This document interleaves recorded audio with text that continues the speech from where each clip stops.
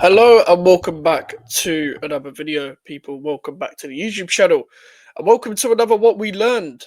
Make sure to leave a like on the video. Make sure to subscribe if you are new.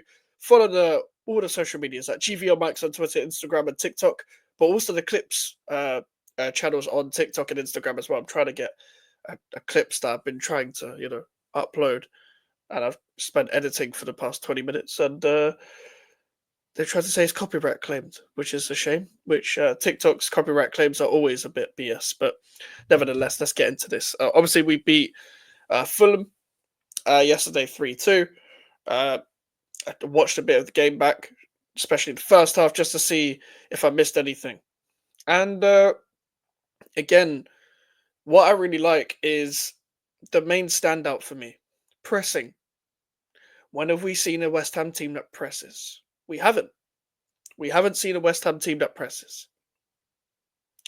I'm telling you, under the last few managers that we've had since I've been watching football, against Pellegrini maybe, we had a half-hearted press. Under David Moyes, at times where he went for it, at times in games, we had a half-hearted press. Lopetegui's didn't have a press, just stood high up the pitch.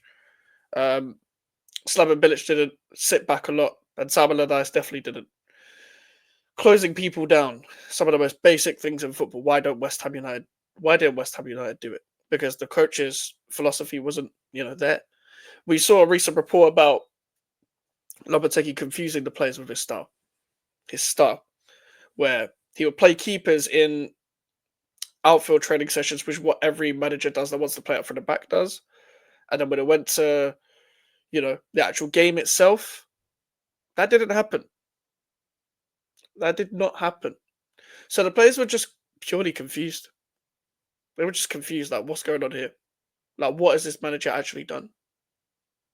Like, what are we meant to do when we go out and play?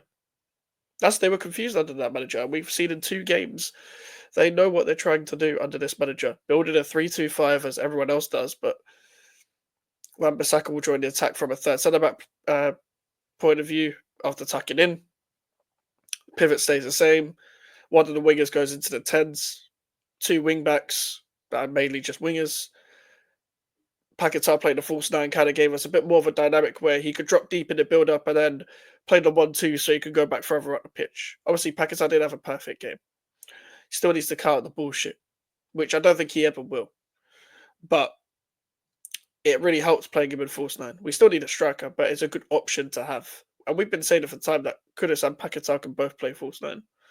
Obviously, the lack of runners in behind didn't really help us create enough chances. Didn't help us create more that we should have. But there's more than one way to score a goal. There's more than one way to skin a cat, as they say, which is quite a weird analogy, but whatever. And all of our goals were of pressing them into mistakes, which I'm proud of.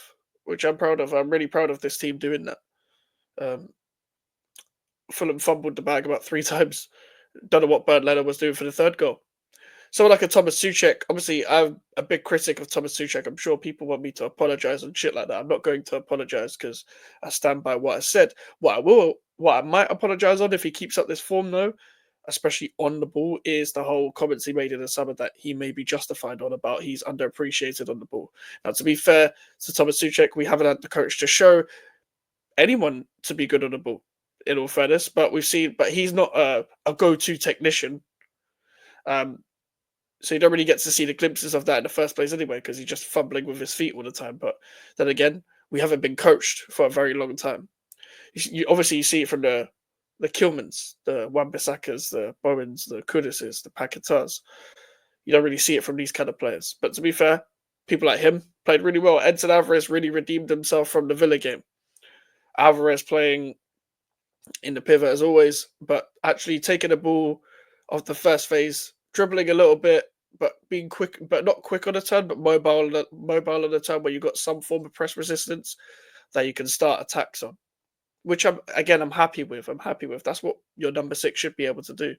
Again, both of the players I just mentioned there are easily upgradable. So is Paquetá. They're all upgradable. So we can still move on from that. We can still do much better.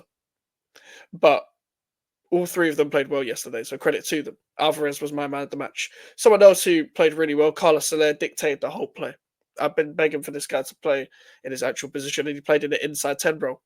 This is the difference between him playing on the left in this system and him playing on the left in a Lopetegui system where he was just a midfielder playing wide left, which is just square pegs, round holes. Square pegs, round holes. Simple as that. Um, and that didn't work. But we actually played him in the inside 10 this time. Played him in the inside 10, and it worked. It worked. Why did it work? Because he had Emerson hugging the touchline and Soler cutting in. So you have the option to combine with the deeper midfielders, the wide centre backs when Kilman drifts wide, and Emerson playing the left wing back role instead of playing midfielders wide left. So they have one angle they can really create from, which is someone running in behind and making the pass very awkward for them. I need to see more from Mohamed Kudus. I need to see him shoot more. Even for the first goal, where it ended up being Soler, or was it no, the second goal, sorry, where it ended up being from Soler to Wan-Bissaka to Thomas Soucek. Kudus, from my angle when I was in the ground, Kudus should have shot multiple times. But luckily he didn't. He kept patient. Maybe he knew the angle. Maybe I should not go at him for that. But however, I still feel like he took too many touches. I feel like on another day he runs into trouble and he fucks it up. But to be fair, he slowed it down, passed to Soler. Soler switched it. Wan-Bissaka, Soucek, goal. Well worked goal, good move. And Kilman gave the Fulham defender something to think about when putting the long ball over the top, which is how you put the long ball over the top. Obviously, hopefully we can play through teams eventually, but I'm not expecting that in 2 games. From Potter as well, we've discussed many times before, it's the formations. It's the fact that he doesn't actually have a formation because it's about 5 different formations in one. And it changes throughout the game. It tweaks quite a lot. And we saw that again. Kudus initially was playing the role Somerville was playing against Villa. It looked like a 4-2-3-1 at times. And Kudus was at times tracking Anthony Robinson, at times dropping deep so Wan-Bissaka can tuck into the back 5. But Potter wanted to change that because Fulham ended up becoming really predictable trying to switch it to the left-hand side. So if you guys remember, we had a disallowed goal. Potter used that opportunity when they were checking for VAR to change it. He told Wan-Bissaka, you get tighter. You get tighter to Robinson when we're pressing, and Kudus can press Calvin Bassey instead. And then we can be more even in numbers. And that's how we scored the first goal. Wan-Bissaka pressing Robinson instead of Kudus being the one that's tracking Robinson when we're off the ball, which allows us to get higher on the pitch, be more aggressive with our press. And we were pressing well, but we pressed even better when Potter tweaked it. That's something that people should notice and should take into consideration because this is what Graham Potter does, and people have been saying that for time. That's one of his best attributes is to tweak it. Like if he sees something goes wrong, he'll be like, okay, do this.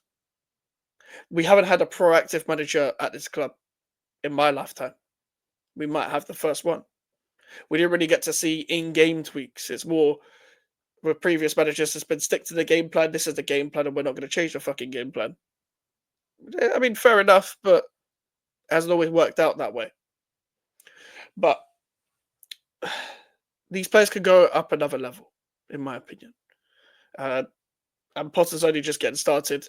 The fact that we're seeing this for 2 games is very impressive. And I look forward to the Crystal Palace game, and hopefully we get a win from that because we've got Villa and Chelsea afterwards. I'm not really looking forward to that, even with a new manager, because it's still going to be 2 very hard away days. Make sure to leave a like on the video. Make sure to subscribe if you're new. My social medias are in the description if you want to follow me in the email for the inquiries. I'll see you guys later. Goodbye.